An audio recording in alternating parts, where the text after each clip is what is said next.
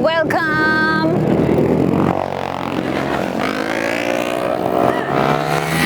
Ayan, so welcome po sa ating second Dayao Endurance Ride 2023!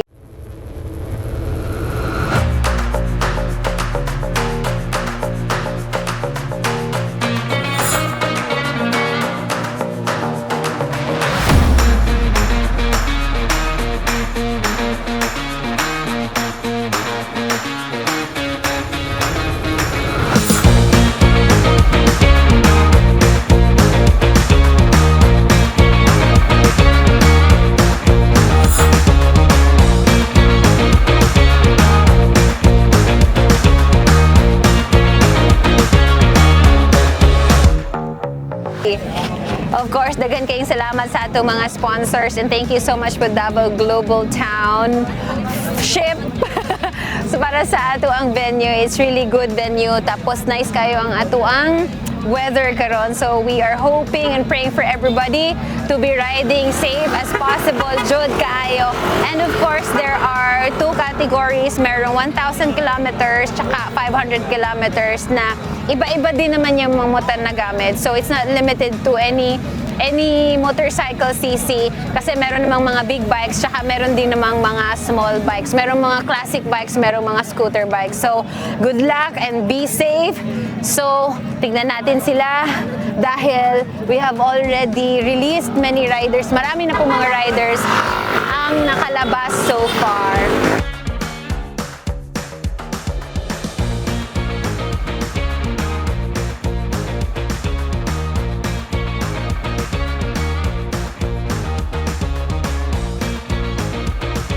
So there are almost at least 1,000 riders po ang nag-register.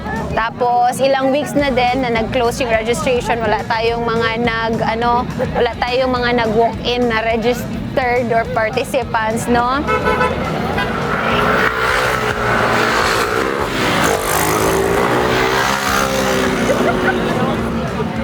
And also sa ride na ito, marami tayong napansin na mga lady riders at saka marami din namang mga OBR. Oh, ayan ha.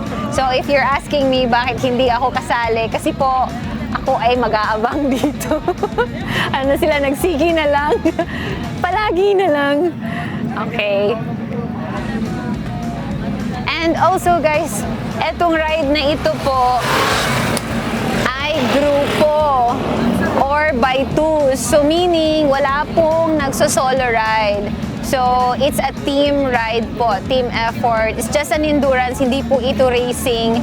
Yan po ang nire-remind natin sa lahat na hindi po racing ang endurance ride. And isa sa mga isa mga rules na ifa-follow po ng mga riders natin ay kailangan, kung umalis sila dito ng grupo, kailangan babalik ka din ng grupo. But in any instances na merong mga nasiraan, tapos nag-solo ka na lang o naiwan ka or whatever, kung kailangan na mag-back ride ka sa kasama mo, okay lang yun. Kahit iwan mo yung motor mo, okay lang yun. I-rescue po yan. Meron naman po tayong mga checkpoint na kasama na nag-aabang po sa atin.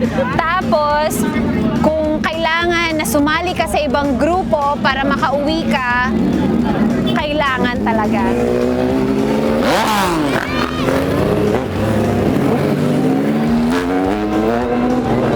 Kasi nga po, it's a team endurance ride, okay? So, alam naman ng lahat na kapag may naiwanan, kung gustong magpaampon, pwede tayong magpaampon ngayon. Meron pala, uso na palang magpaampon ngayon, ano? Why not? Marami nga akong inampon noon eh. Okay, normal yun. This is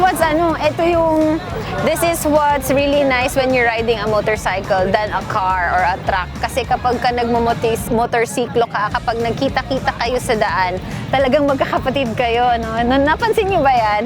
So kapag ka nagkita-kita kayo sa gitna ng daan, may nag-ride, may mga nakamotorsiklo ng mga maliliit, mga scooter, tsaka mga naka-big bike. Kung kailangan mong sumabay doon sa big bike group, at saka yung mga big bike group naman ay wini-welcome naman yung mga nakikita lang nila sa may daanan din na gustong sumabay. Okay lang din naman. Naalala ko nga last time, nagbiyahe kami ng Siargao and naka-big bike kami lahat. Tapos merong gustong sumabay na naka 125. Okay lang naman. Takbo lang naman namin 80 to 100. Hindi naman 100 plus 80. Ayan. So we also have mga guests, yung mga family, relatives, friends na nandito ngayon supporting our participants. And today is August 26. We started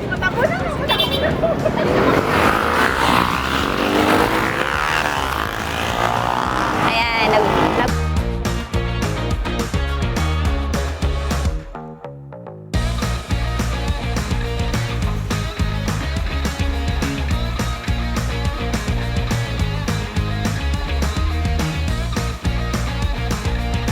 So, kumusta? Okay lang. Kung sa'yo mo masulti sa ato ang Dayaw Endurance send-off. Hadlok nga mali pa yun. Ayun. So anyway, do you have any messages sa ato ang mga riders? Magamping lang gyud permi sa dalan, likayan lang ginato ning mga alanganin nga kanang pag-overtake, basta safe ride lang permente. And dili gyud pugson kung di makaya. Ay uli gyud ta permi sa balay sa atong mga pamilya. Amen. See you guys.